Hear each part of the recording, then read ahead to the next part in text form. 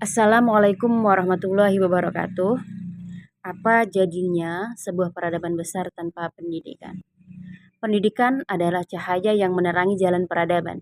Dalam sejarah Islam, salah satu dinasti yang meletakkan fondasi kuat bagi perkembangan ilmu pengetahuan adalah dinasti Bani Umayyah.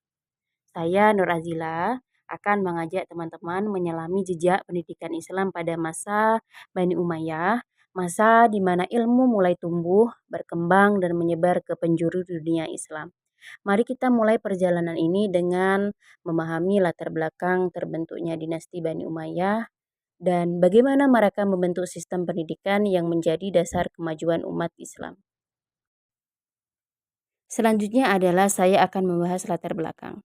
Latar belakangnya adalah dinasti Bani Umayyah ini didirikan oleh Muawiyah Abu Sufyan pada tahun 661 Masehi, yaitu setelah berakhirnya masa Khulafaur Rasyidin. Nah, sejak awal pemerintahannya inilah Muawiyah itu mengambil langkah strategis dengan cara memindahkan pusat pemerintahan itu dari Madinah ke Damaskus, Suriah. Nah, keputusan ini menjadikan Damaskus sebagai pusat administrasi politik dan kebudayaan Islam yang baru. Nah, wilayah kekuasaan Islam pada masa ini berkembang itu sangat pesat, yaitu dari ujung barat di semenanjung Liberia atau wilayah yang sekarang itu dikenal sebagai Spanyol hingga ke perbatasan India itu di bagian timur. Nah, perluasan wilayah inilah yang membawa tantangan baru, yaitu terutama dalam hal bagaimana kita menyatukan umat Islam dari berbagai suku, bangsa, dan budaya.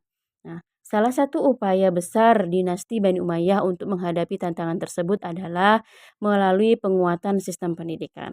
Pendidikan menjadi alat utama untuk menyebarkan yang namanya ajaran Islam, membangun pemahaman keagamaan yang sama dan bagaimana membina masyarakat muslim yang beragama agar tetap bersatu di wilayah satu kepemimpinan seperti itu.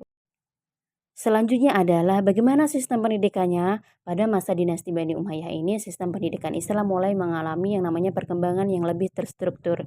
Meskipun belum seperti meskipun belum seperti sistem pendidikan formal yang kita kenal saat ini, namun lembaga pendidikan berkembang dan mulai memiliki bentuk yang lebih jelas. Pertama adalah kutab atau yang disebut dengan maktab, yaitu berfungsi sebagai lembaga pendidikan dasar. Di tempat inilah anak-anak itu diajarkan membaca, menulis, dan menghafal Al-Quran.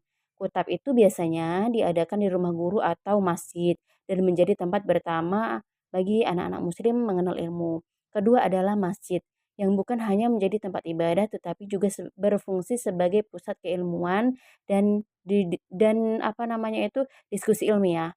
Di dalam masjid inilah para ulama menyampaikan pelajaran dalam bentuk halaqah atau majelis ilmu.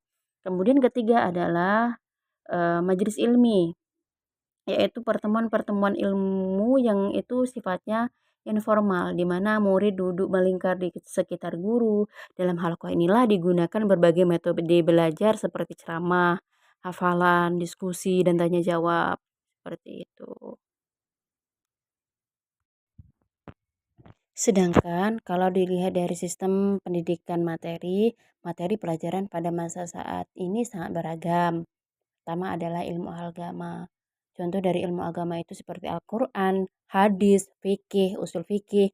Selain ilmu agama, ada ilmu bahasa.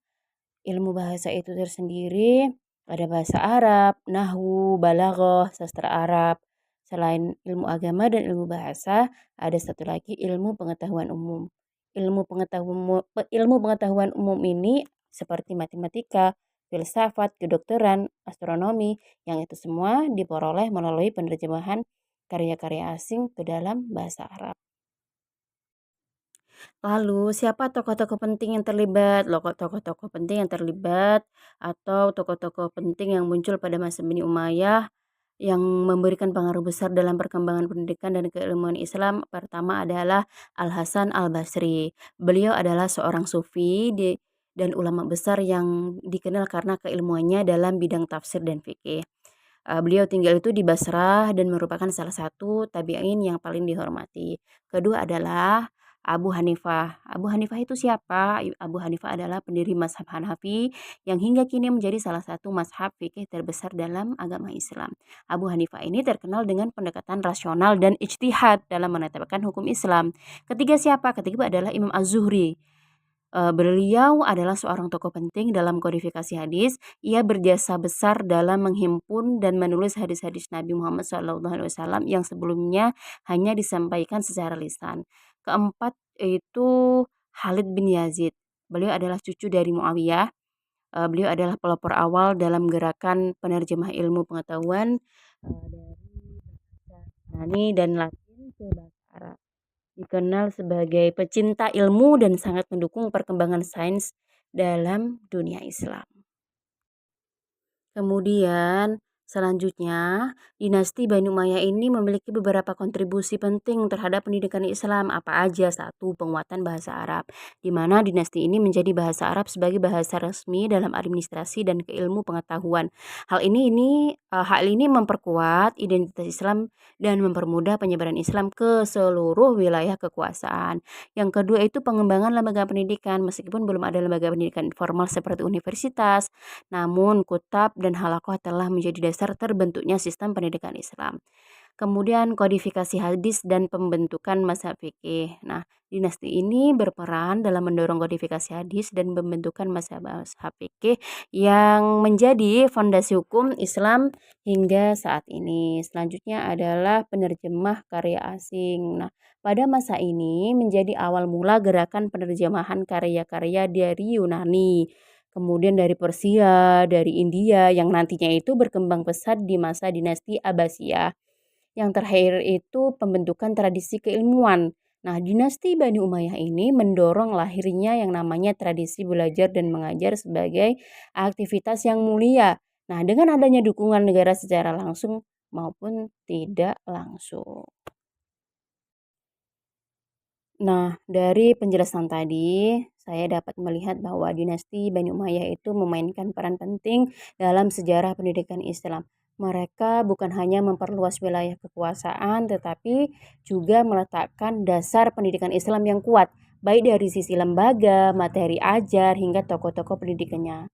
Peninggalan intelektual dan keilmuan dari masa ini yang menjadi fondasi bagi kemajuan dunia Islam pada masa-masa berikutnya, khususnya pada masa keemasan dinasti Abbasiyah.